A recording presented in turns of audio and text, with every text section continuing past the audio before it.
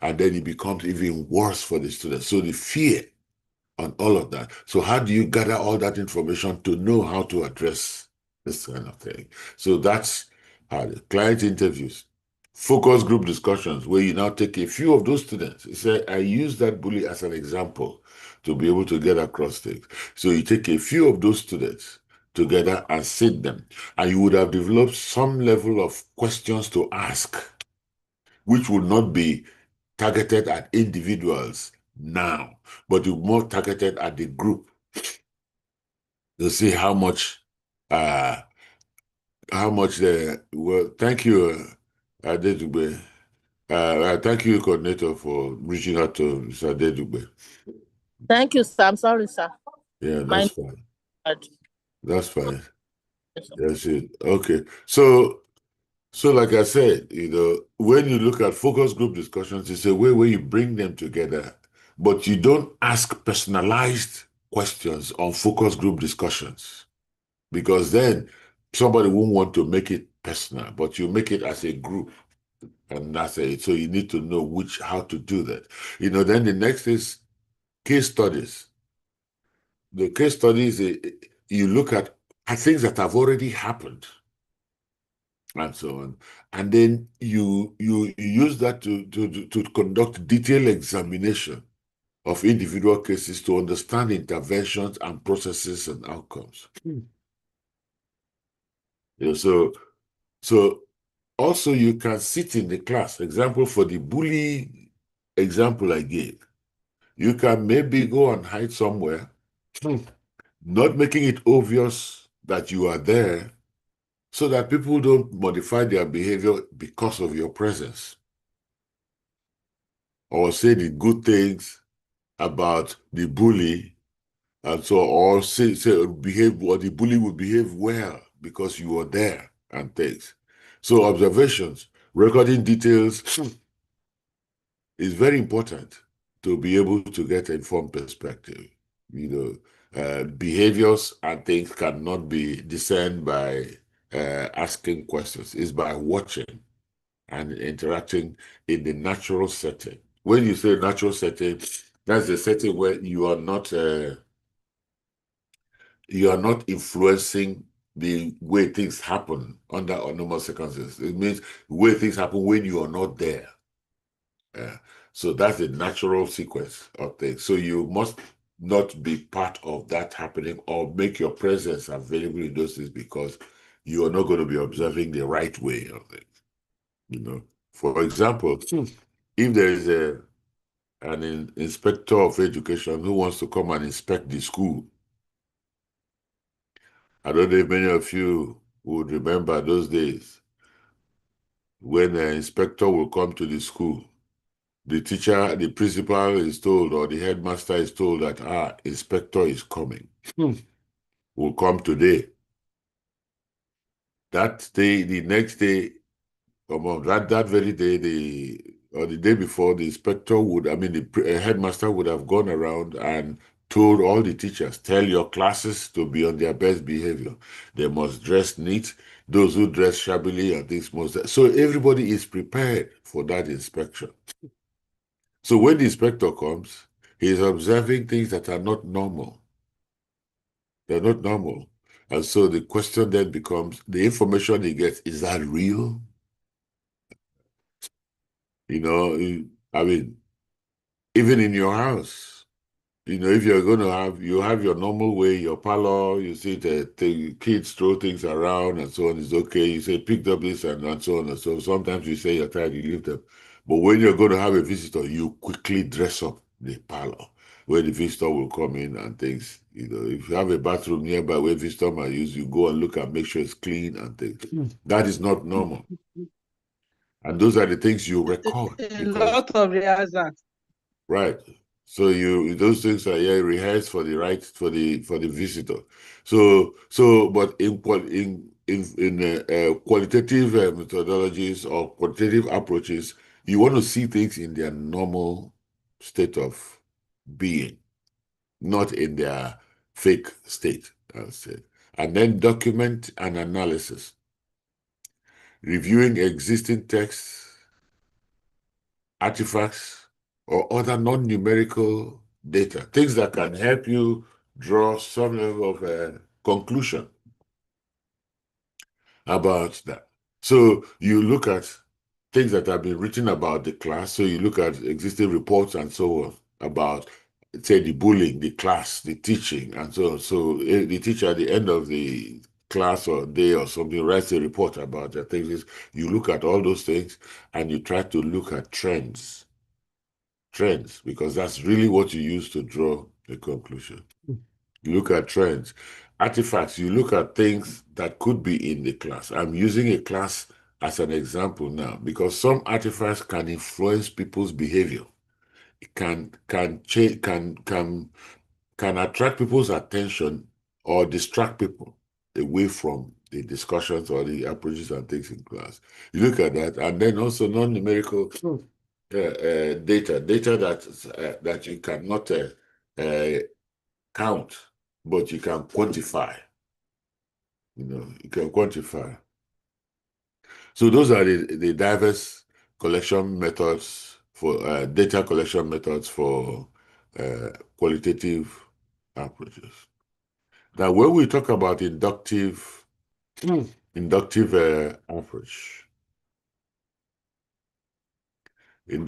approach, um, let me ask this. You see my screen, eh? Are you guys seeing my screen? You're Yes, sir. muted. Yes, sir. Okay. We can see, sir. Yes, we are seeing it. Okay. Inductive approach, a qualitative research that typically moves from specific observation to broader generalization rather than testing predefined hypotheses. So this is one of the approach for analyzing qualitative things. And so here you're not going into a technical aspects. So when you finish your qualitative research, the data you collect is not the typical data from quantitative.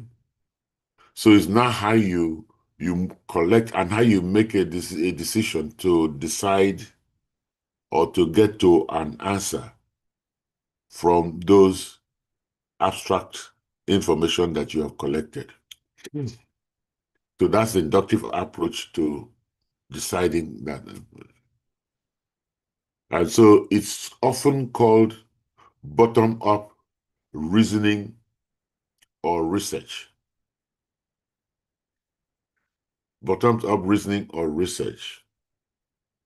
It's a method of developing theories by analyzing specific observations, patterns, and data, moving from particular facts to broader generalization.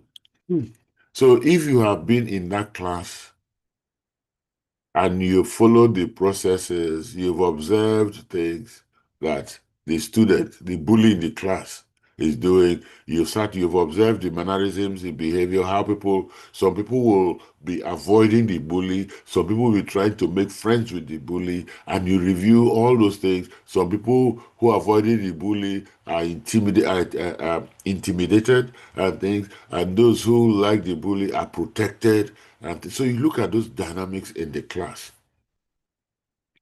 So you're able to now develop a theory that tells you based on patterns and things, and then you can generalize that in this class, the effect of bullying is endemical to a greater percentage of the class.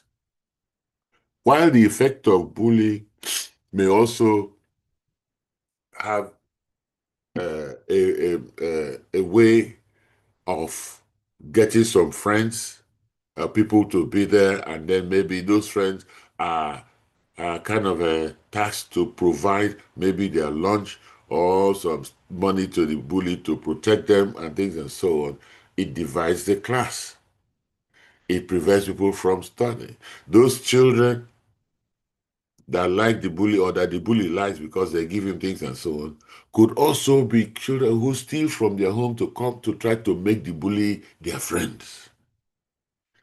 So you see, so it's a method of developing theories by analyzing specific observations, patterns, and data, moving from particular facts to a broader generalization. So you've identified particular facts and so on, and then you now use it to broadly generalize about the class. So it is widely used in qualitative research to explore new areas or create theories when little prior theory exists. So if you don't have a system where people know that when there's a bully in class, these are the effects and so on, but your research into the effect of bullying on children in that class can help you develop a theory and new ways to address bullies in class because there was nothing like that. You see how qualitative approach helps. Before I ask questions, let me clarify some key characteristics and usage examples. So what we have talked about addresses this things that I've talked about. The common qualitative methods which includes client view, focus group discussion, case studies, observations, document, and analysis. So it's when you're analyzing, that's where inductive approach comes in.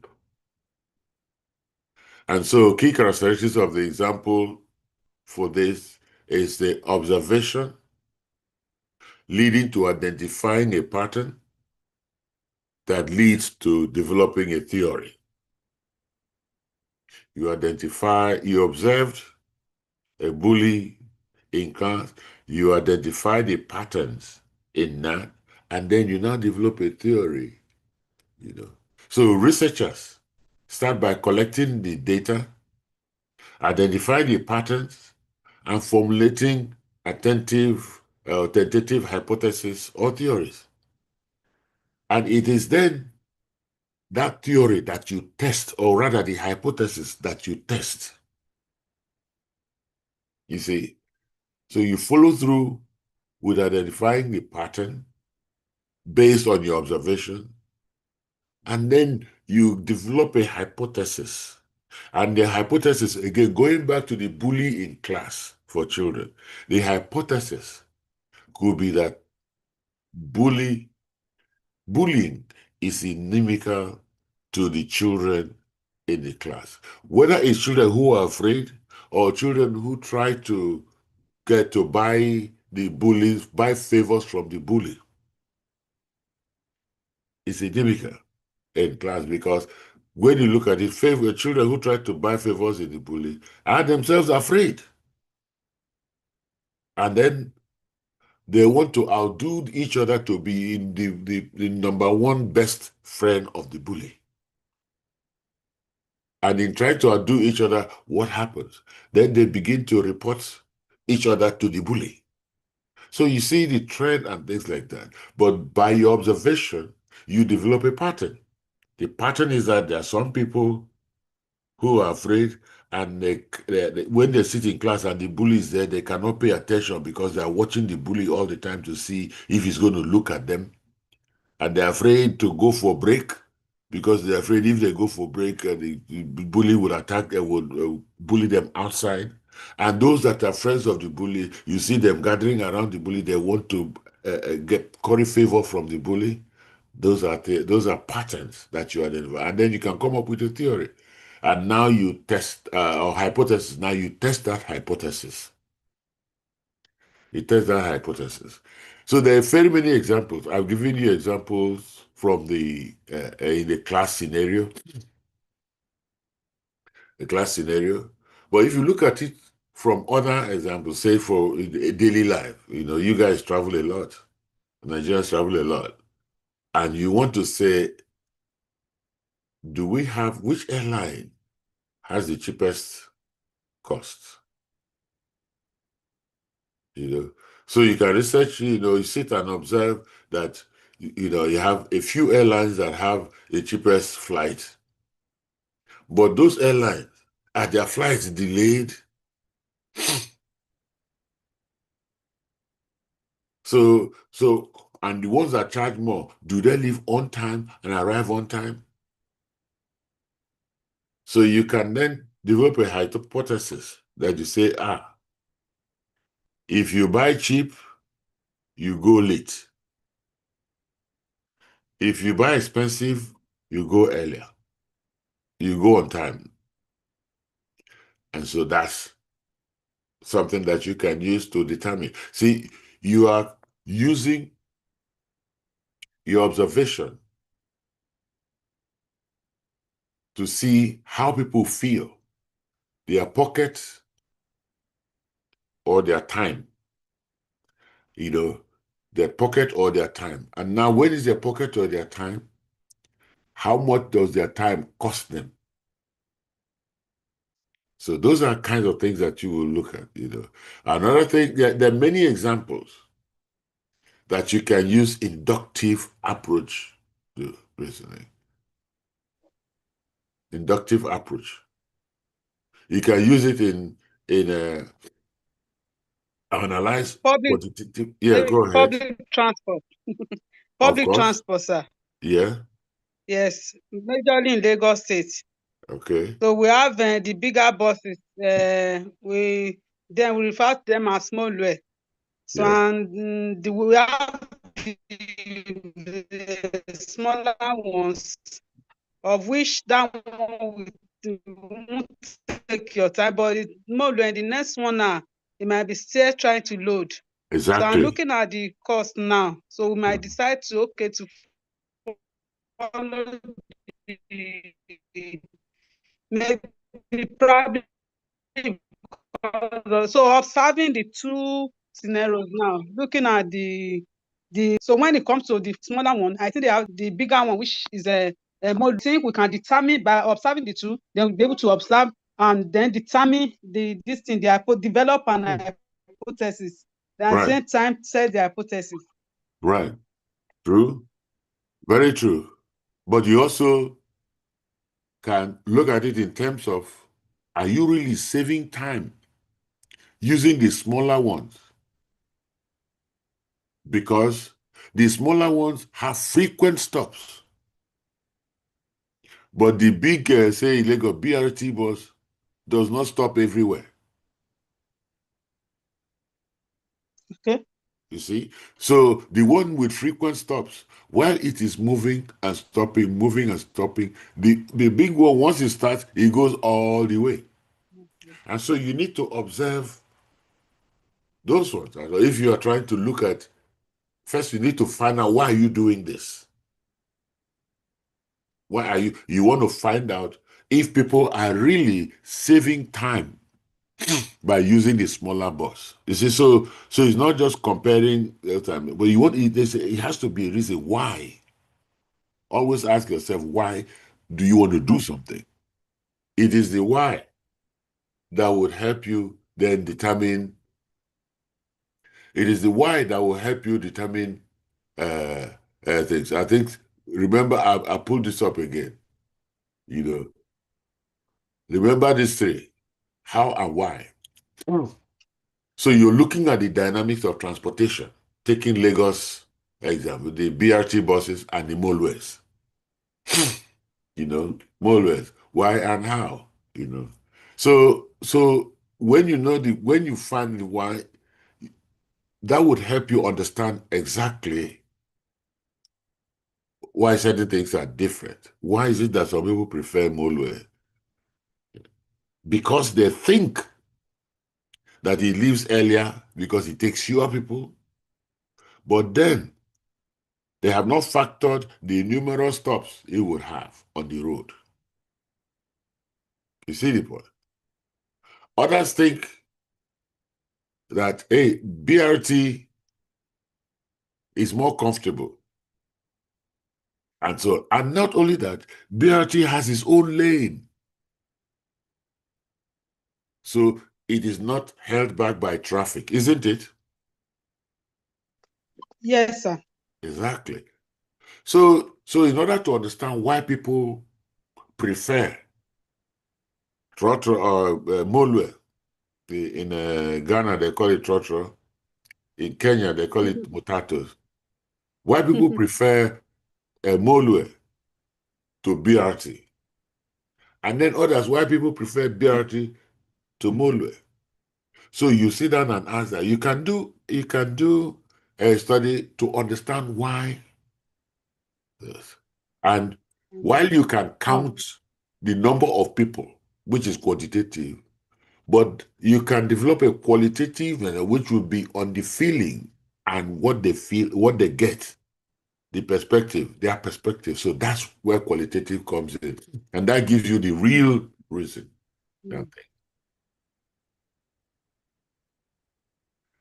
Okay. Yes, sir. Now there's also understanding process mechanism. Understanding process mechanism.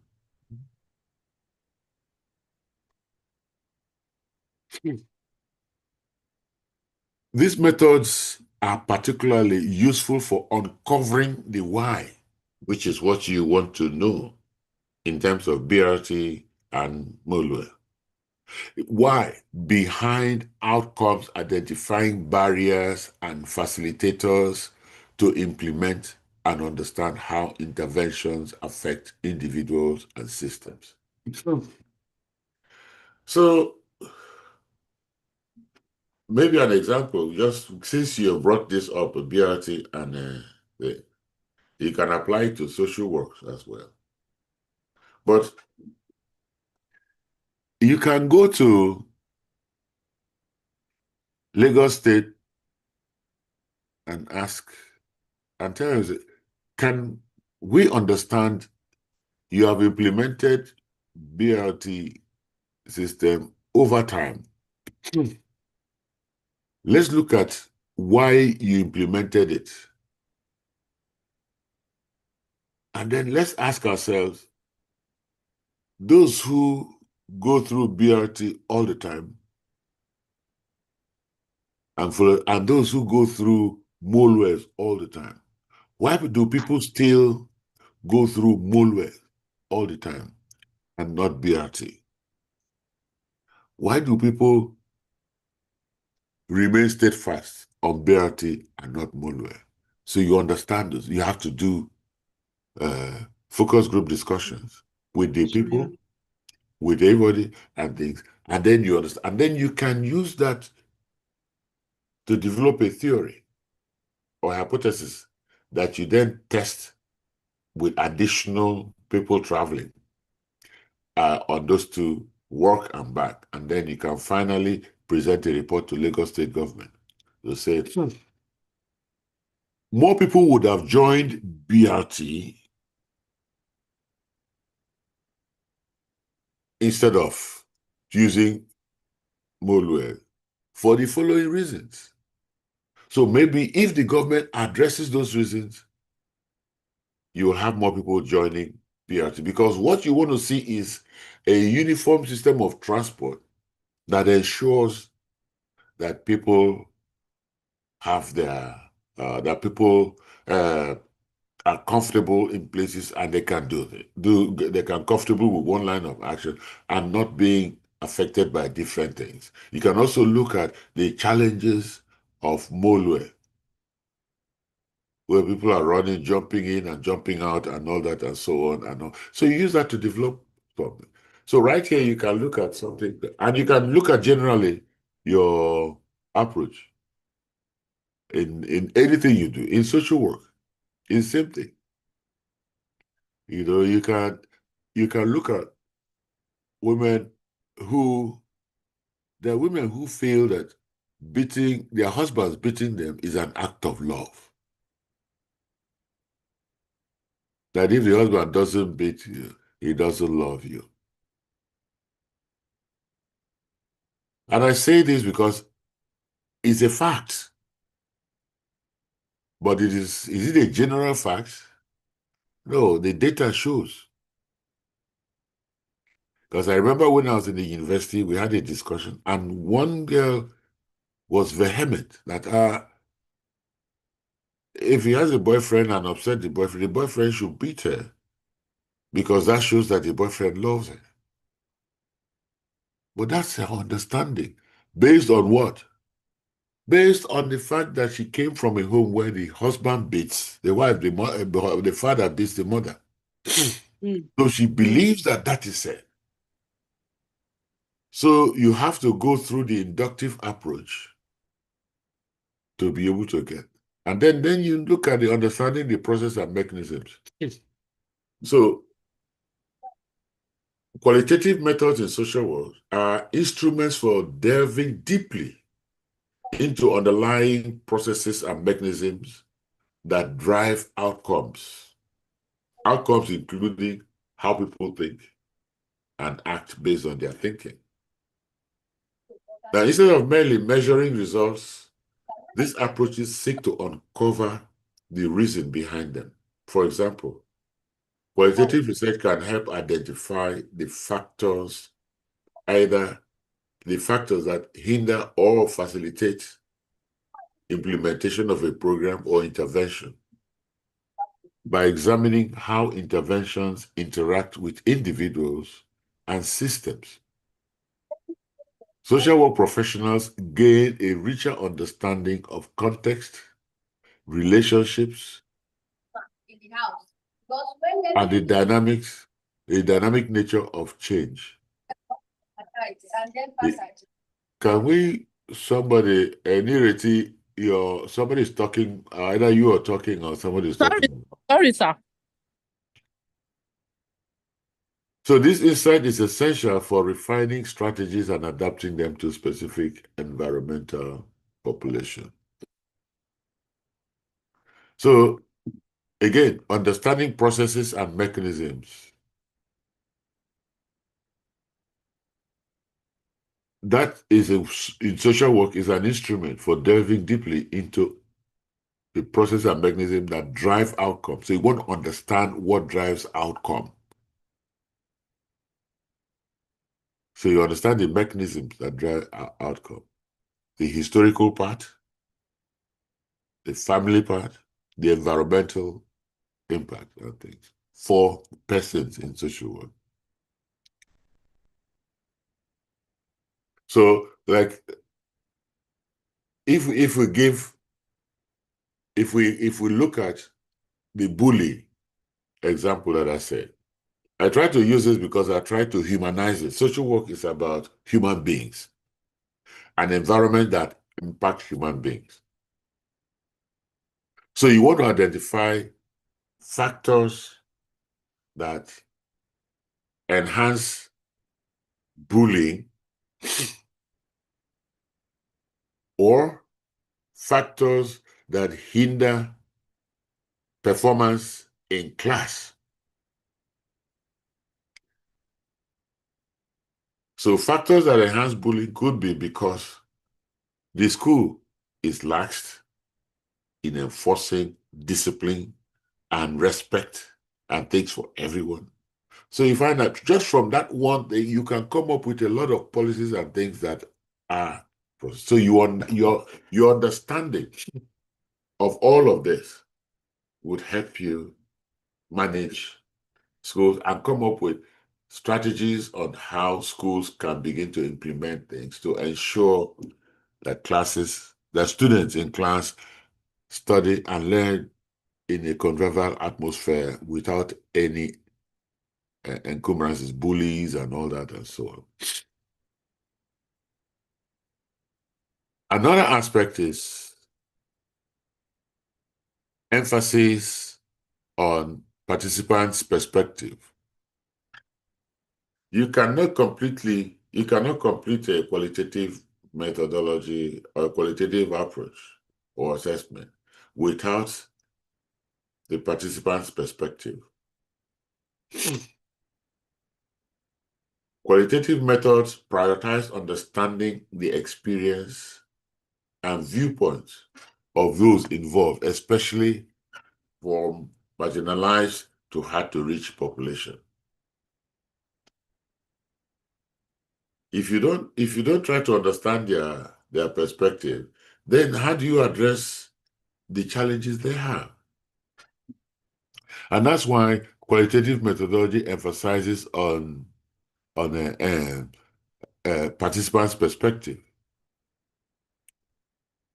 And for participants' perspective, it is one of the hallmarks of quantitative methods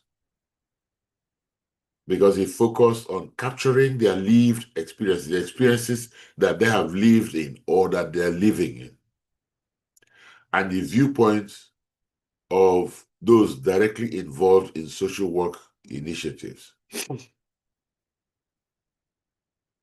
So you have to look at those that are implementing social work, as well as those that are recipients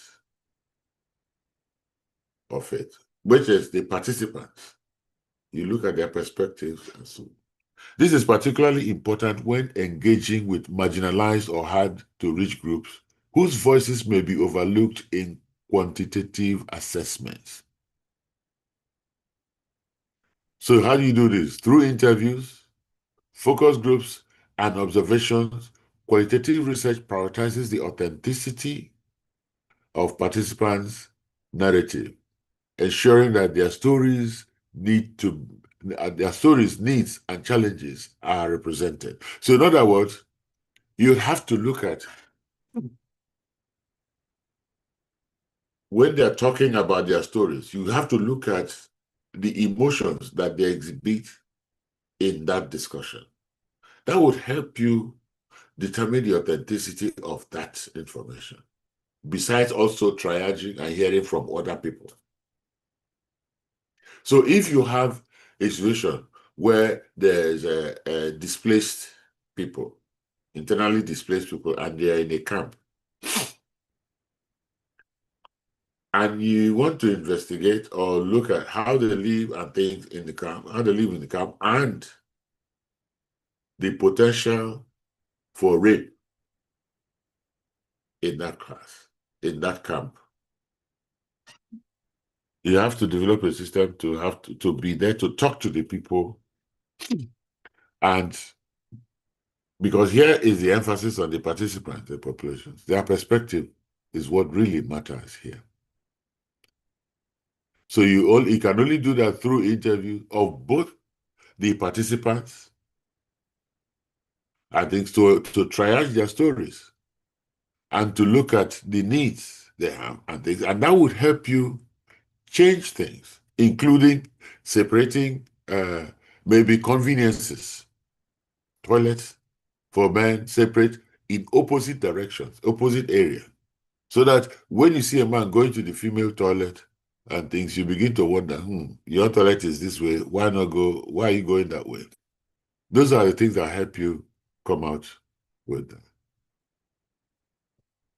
So this approach helps social workers design interventions that are more responsive and culturally relevant, ultimately leading to more effective and equitable outcomes.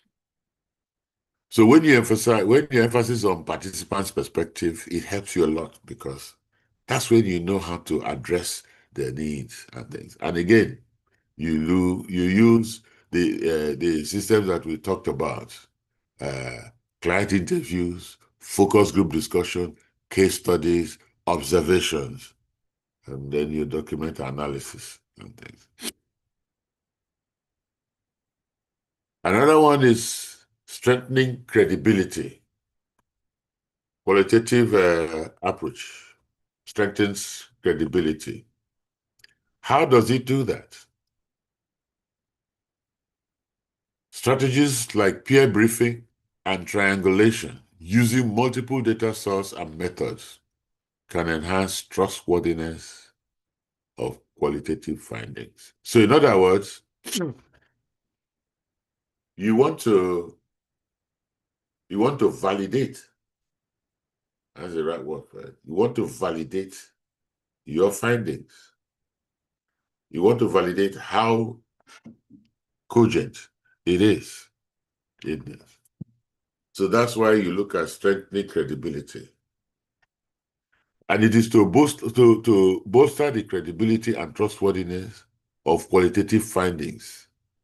Social work researchers employ techniques such as peer debriefing.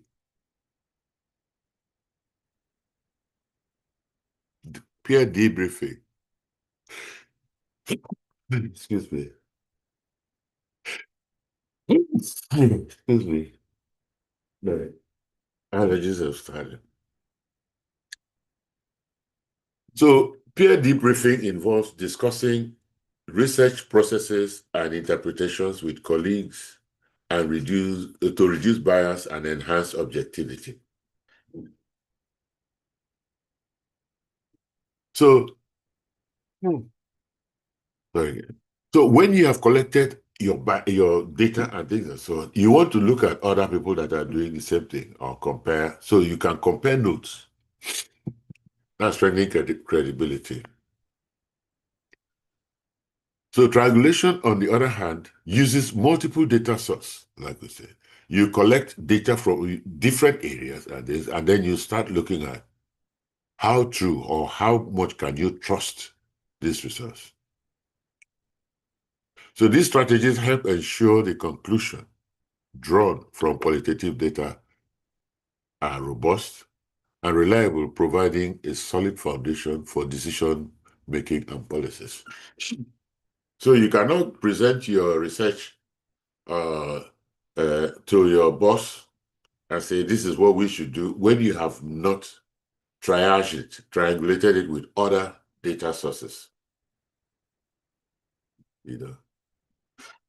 So it's like a triangle. That's why you use the term triangulation. You start from one source, you collect data, you want to align it with another one, and then to another one, and then come back to it to say, yes, this is fine.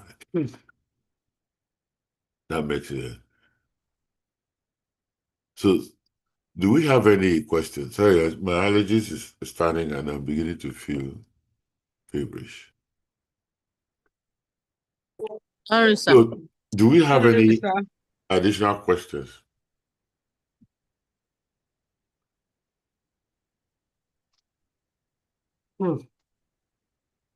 So we're done with this qualitative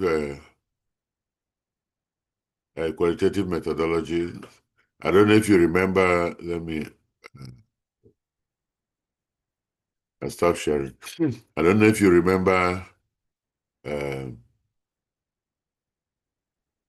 the scope of work I shared in the first lecture.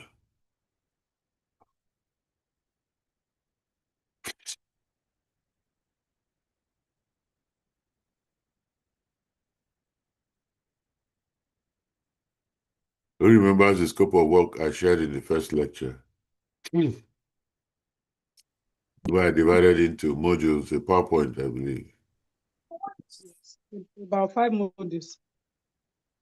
5 months ago, 5 modules. Yes, sir. Yeah. So we have 2 more modules to go, and I would like to put together those modules in the next class. I think we have 1 more class, and then the next one should be revisions and exams. So I'll do those 2 modules together in the next class. For this, I will expand it a bit and send you notes so that you can review for this one that I have done today and share. So take your time and review them. Okay. Yes. All right, sir. Do we have questions?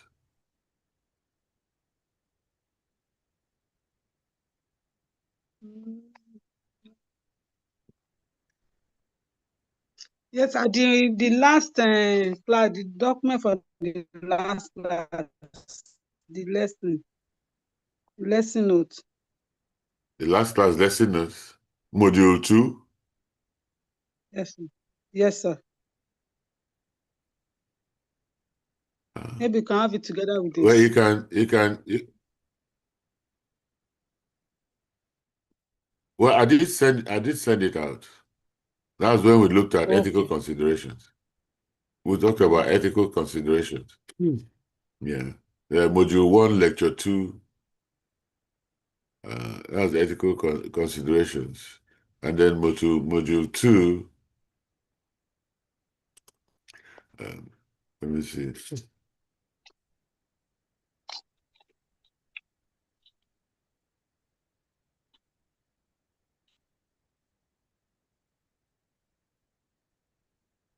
See what module 2 is.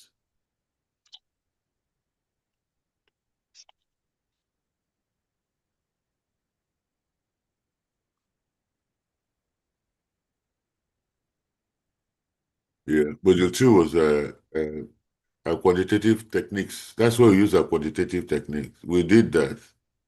I sent you the thing through the school. That way you look at data collection. Those are qualitative techniques where we looked at data collection and the statistical analysis, evidence-based practice, sampling and generalizability. And then we talked about module 2 talked about ethical considerations, surveys and questionnaires, and then experimental and quasi-experimental designs and social analysis, and then single subject designs, structural equations, and all that. I sent that to you. I'm hoping that you would have reviewed that and understood that. But I'll put some more additional explanations and things and send across together with module 3. So you can see. I know some of you are working and so on, so you spend too much time, but you should also take time to review, to study. I'll send you in the next class. I'll share some notes on where you can documents where you can get additional reading materials. Thank you very much, sir. All right. So thank you, guys, and see you in the next class. So much, sir. Do take care of yourself. I will. Yes, sir. Thank Bye, you. sir. Sure. Thank you, sir. Yeah. Yes, sir. Have a nice week. You too, sir.